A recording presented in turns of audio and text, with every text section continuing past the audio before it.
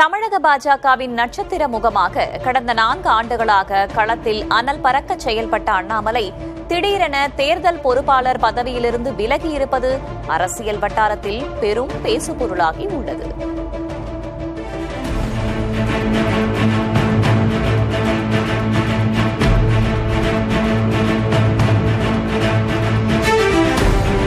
பாஜக தொகுதி பொறுப்பாளர் பொறுப்பை விட்டு விலக தந்தையின் உடல்நிலையே காரணம் என்று கூறியிருக்கிறார் அண்ணாமலை. ஆனால் அது மட்டும் காரணமில்லை என்கிறார்கள் பாஜகவின் உள் விவகாரம் அறிந்தவர்கள்.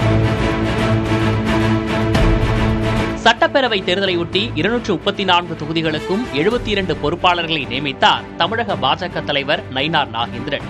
பாஜக நேரடியாக போட்டியிட வாய்ப்புள்ள ஊட்டி, திருப்பூர் வடக்கு, திருப்பரங்குன்றம் உள்ளிட்ட தொகுதிகளுக்கு பொறுப்பாளராக மத்திய அமைச்சர் எல் முருகனும், சிங்காநல்லூர், மதுரை தெற்கு, காரைக்குடி, ஸ்ரீவைகுண்டம், விருகம்பாக்கம், பத்மநாபபுரம் ஆகிய தொகுதிகளுக்கு பொறுப்பாளராக முன்னாள் மாநில தலைவர் அண்ணாமலையும் நியமிக்கப்பட்டிருந்தனர்.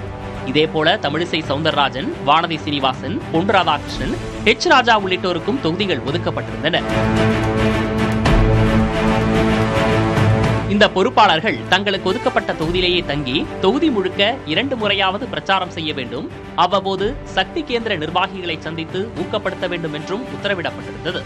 பாஜகவின் நட்சத்திர தலைவரான தன்னை வெறும் 6 தொகுதிக்குள் முடக்கும் முயற்சி இது என்று கருதியது அண்ணாமலை தரப்பு. தமிழக பாஜக தலைவராக பலர் பொறுப்பு வகித்திருந்தாலும் கட்சியையும் கூடவே தனக்கான தனி செல்வாக்கையும் வளர்த்தெடுத்தவர் என்ற பெயர் அண்ணாமலைக்கு உண்டு. பாஜகவை பிரதான எதிர்க்கட்சியாக முன்னிறுத்துவதற்காக அவர் மாநில தலைவராக இருந்தபோது அதிமுகவுடன் கடுமையாக முரண்பட்டார். திமுக அதிமுகவுக்கு மாற்றாக பாஜக தலைமையில் ஓர் அணி அமைக்கப்பட வேண்டும் என்பது அவரது தரப்பின் விருப்பமாக இருந்ததாக சொல்கிறார்கள். ஆனால் அவரது விருப்பத்துக்கு மாறாக அதிமுகவை தேசிய ஜனநாயக கூட்டணிக்கு கொண்டுவர விரும்பியது டெல்லி. அந்த கூட்டணி சுமூகமாக அமைவதற்காகவே அண்ணாமலை மாநில தலைவர் பதவியிலிருந்து விடுவிக்கப்பட்டதாகவும் அப்போது பேச்சு எழுந்தது. மாநில தலைவர் பதவியிலிருந்து விடுவிக்கப்பட்டவுடன் அதற்கு இணையான அதிகாரமிக்க தேசிய அளவிலான பொறுப்புகள் அண்ணாமலைக்கு வழங்கப்படும் என்று அவரது ஆதரவாளர்கள் எதிர்பார்த்தனர். ஆனால் 10 மாதமாகியும் அவருக்கு எந்த பதவியும் வழங்கப்படாதது அவரது ஆதரவாளர்களிடையே அதிருப்தியை ஏற்படுத்தியிருந்தது. இந்நிலையில் தனிப்பட்ட காரணத்தால் 6 தொகுதிகளின் தேர்தல் பொறுப்பாளர் பதவியிலிருந்து அவர் விலகுவதாக அறிவித்திருப்பது விவாதங்களை கிளப்பியுள்ளது. நான் நம்முடைய கட்சி தலைவர்கள் நயினார் அவர்களுக்கு நான் வேண்டுகோள் விடுத்திருக்கின்றேன். இந்த நேரத்தில் கொஞ்சம் என் தந்தையாருடைய உடல்நிலை அவரை பார்த்துக்கணும். அதனால தான் அதிகமாக இன்னைக்கு கோயம்புத்தூர் பகுதியில் இருக்கேன். அப்பா அவங்க கொஞ்சம் டயாலிசிஸ்ல இருக்காங்க. I have to take care of him. என்னுடைய முதல் கடமை அது. அதனால் இன்னைக்கு அந்த அடிப்படை வேலைகள் என்னால் செய்வதற்கான சாத்தியக்கூறுகள் இல்லை. என்னால் அதிகமாக டிராவல் பண்ண முடியாதுங்கிற வேண்டுகோளை வச்சிருக்கிறேன்.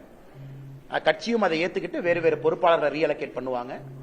அதே நேரத்தில் பாரதிய ஜனதா கட்சி அடுத்த பிரச்சாரம் வேற என்ன சொல்றாங்களோ அதற்கு நான் தயாராக இருக்கின்றேன், என்ன செய்யணும் அப்படின்னு. அது நயினார் நாகேந்திரன் அவர்கள் நம்ம கட்சியினுடைய மூத்த தலைவர்களுக்கும் எனக்கும் இருக்கக்கூடிய ஒரு கருத்து. உள்ளுக்குள்ள நாங்கள் பேசிக்கிறோம். இப்போதைக்கு அதிகமாக டிராவல் பண்ண முடியாத சூழ்நிலை எனக்கு இருக்கு. அதனால அதையும் கட்சி புரிஞ்சுக்கிட்டாங்க. சம்பந்தப்பட்ட நேரத்தில் என்ன வேலை, தேர்தல் நிற்பதா இல்லையா, இதெல்லாம் செய்யணுமான்னு கட்சி சொல்லட்டுங்கன்னா அதுக்கப்புறம் நான் பேசுறேன். சிங்காநல்லூர் தொகுதிக்கு வேறு ஒரு பொறுப்பாளரை இந்த கட்சியிலிருந்து நியமனம் பண்ணுவாங்கன்னா வேறு ஒரு தலைவர் வருவாங்க, பண்ணுவாங்க. தமிழ்நாட்டினுடைய 6 இதுக்கும் பண்ணுவாங்க. ஆனா அதற்கான காலமும் சூழ்நிலையும் இன்னும் நிறைய இருக்கு. இன்னும் ஒரு 30-40 நாட்கள் இருக்கு. கட்சி என்ன சொல்லுது அப்படின்னு தெரிஞ்சுக்கிட்ட பிறகு உங்ககிட்ட நான் பேசுறேன்.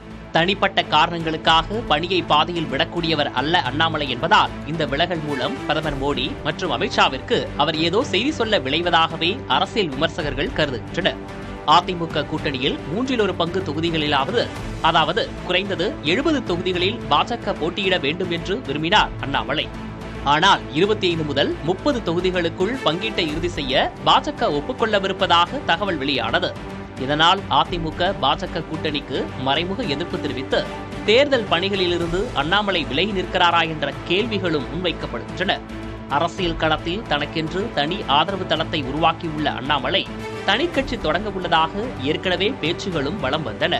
அதே சமயம் விரைவில் அசாம், குஜராத், மத்திய பிரதேச மாநிலங்களில் மாநிலங்களவை தேர்தல் நடைபெற உள்ளதால் ராஜ்யசபா எம்பி பதவியை எதிர்பார்க்கிறாரா என்ற கேள்வியும் எழுந்துள்ளது.